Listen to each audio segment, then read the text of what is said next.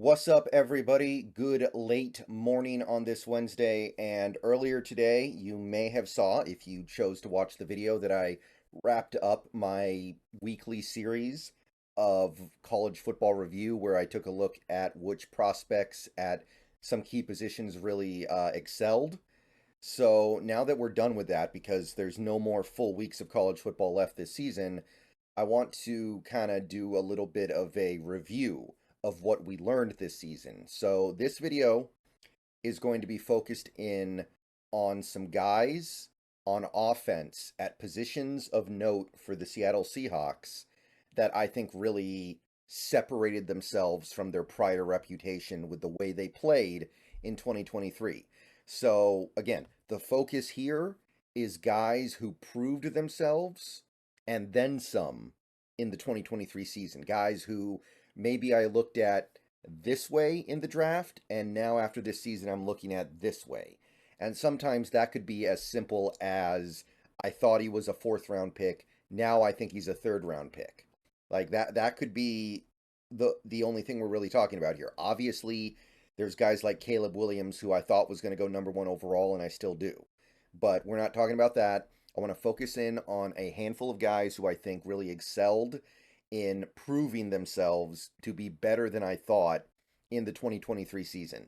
So if you're looking for risers, if you're looking for guys the Seahawks should really zoom in on here are my guys on offense. We're going to start with quarterback. I got 5 quarterbacks here.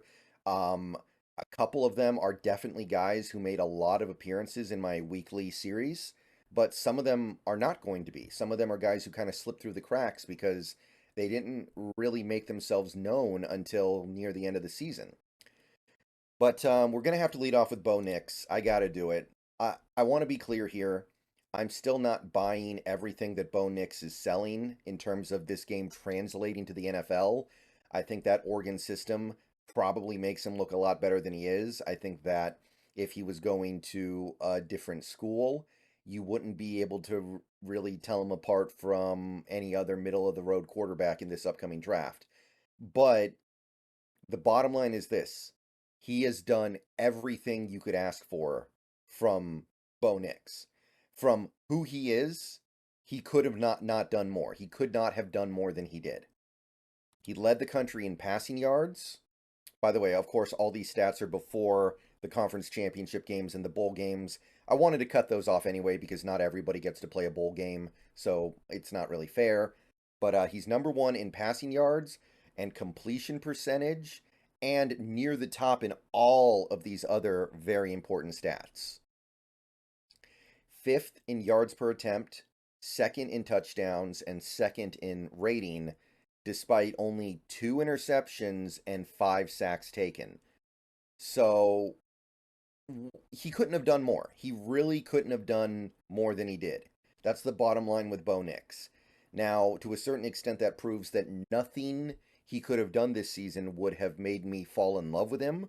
That's probably true. That's what happens when you play for a team like Oregon and you are a tiny bit undersized, which I do think Bo Nix is compared to true super blue chippers. But Bo Nix did everything that he could.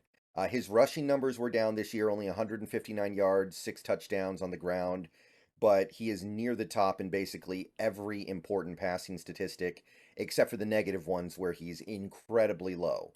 And his PFF page is remarkable.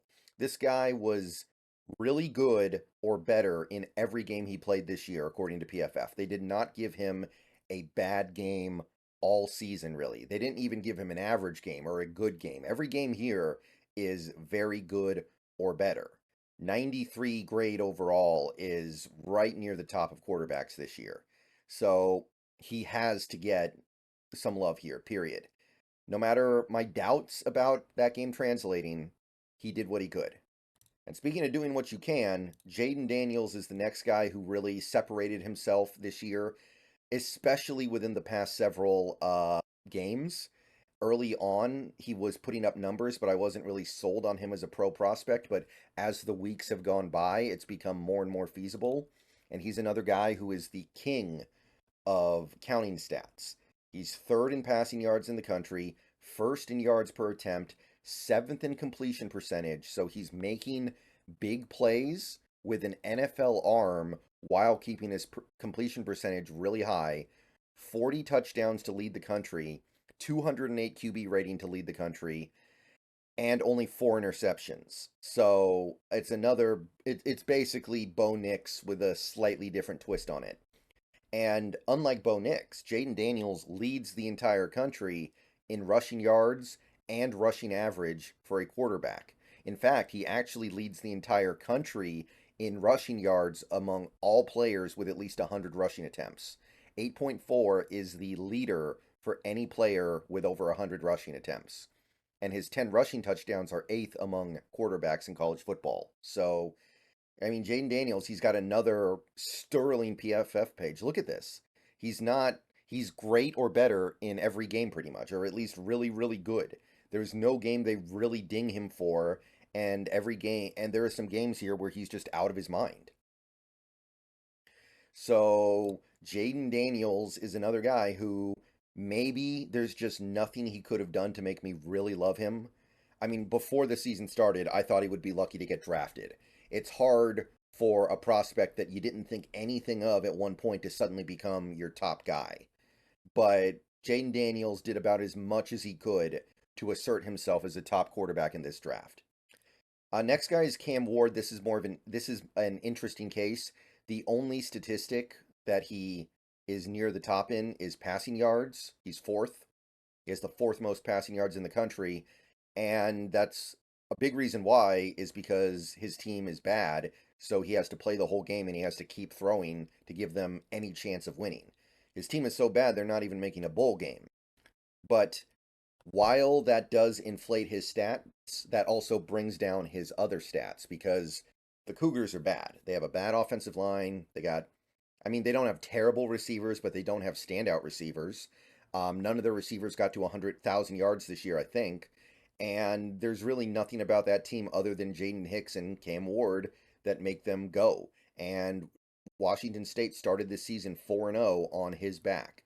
They collapsed, kind of like Colorado collapsed, for much the same reason. There's just not enough going on there. So these other numbers, while they're not remarkable, I think are very impressive in the context of a quarterback who has to keep throwing to give his team a chance to win and has lackluster teammates. 66.7 completion percentage is still 20th in the nation. 7.7 yards per attempt is 69th, nice, in the country. 25 touchdowns is still 17th. He only had 7 picks. QB rating was 45th, and he threw in about 150 rushing yards and 8 touchdowns. So he was a good short yardage running option. He's got good pocket presence. He's got these aspects of a pro quarterback that I think you won't see in just any other typical college quarterback. And even though I do acknowledge that his numbers do not stand out in the way that some of these other guys do, I think that Cam Ward putting up what he did on the team that he did in the situation that he did is very, very positive for his ongoing draft stock, and I think more highly of him now than I did before. I had him as a fourth round pick. Now I'm thinking maybe second, maybe third. One of the two for sure. And PFF may not offer up the glowing review that they did for Jaden Daniels and Bo Nix, but it's still solid. There is a little bit of inconsistency here. He did have a couple of really bad games and some average ones, but on the whole, they still really liked what he did, both with his arm and with his legs. And again, I feel like this really all needs to be graded on a curve because of the Cougars.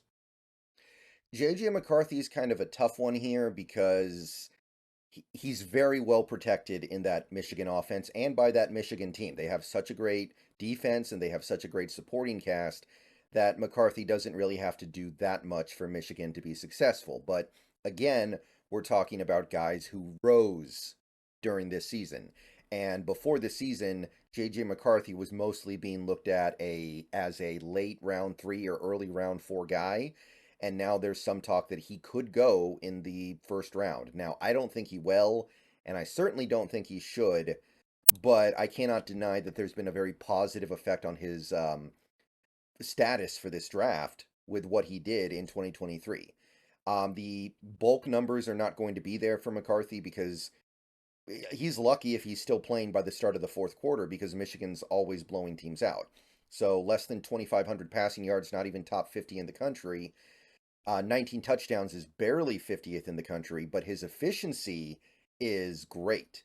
74.3 completion percentage, which is fourth, and he averages just under 10 yards an attempt, which is seventh. So this is another guy who is averaging big plays, who is pushing big plays down the field and still keeping his completion percentage up, which is, I mean, that's big.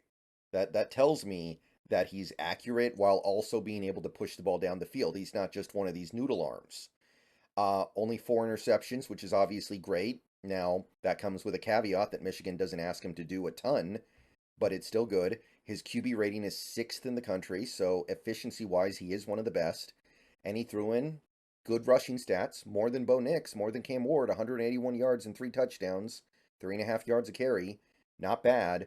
PFF is also mostly very positive. They did ding him twice for 2 really bad games, but every game other than those 2, the Maryland game and the Bowling Green game, were great or elite or phenomenal. And his overall grade of 91 is about as good as it gets for the non-Bo Nix and non-Jaden Daniels guys. So JJ McCarthy, I'm still not sure if I view him the way I think a lot of people are going to view him, but I do view him better than I did before. Before this season, I really did view him as like a Ken Dorsey type, just one of those whatever quarterbacks who holds the steering wheel in place for a super stacked team. But after this season, I no longer think that's a reasonable way to view McCarthy. I think he's actually better than that. He's got a pretty good arm for a guy of his size. He can run fairly well, and he's there's some real things to like about McCarthy's future in the NFL here. So yeah, McCarthy stock definitely up. And the final guy is Michael Pratt of Tulane. This is your small school guy for this year. He got hurt and missed a couple games, so his bulk numbers are not there, and his efficiency numbers are good, but not necessarily great. But this all needs to be filtered through the lens of understanding that he's playing for Tulane. This is not a big school guy. This is not a guy who's getting great teammates. This is not a guy who's in a great system.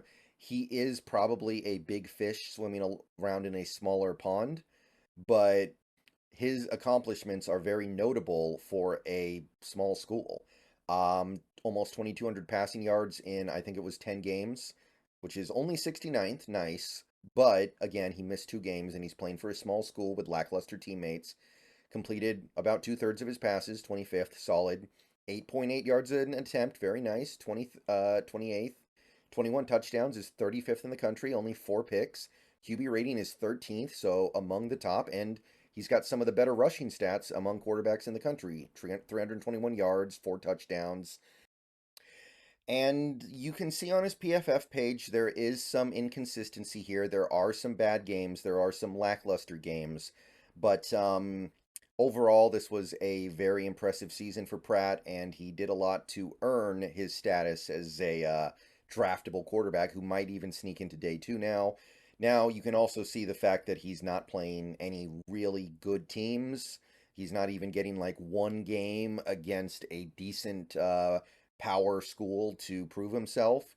But if that game did happen, he probably would have just he would have gotten murdered behind his offensive line because they're not on that level. So I don't put a ton of stock into that. And I think we've seen enough from Michael Pratt to know he's at the very least a potential NFL quarterback. So that's it for the quarterbacks who I think did a lot to boost their draft stock over this season. You can see who the other guys are going to be. I'm going to go ahead and put those guys in another video coming later today. So stick around and we will talk about tight ends and offensive linemen in just a little bit here. See you guys later. Go Hawks.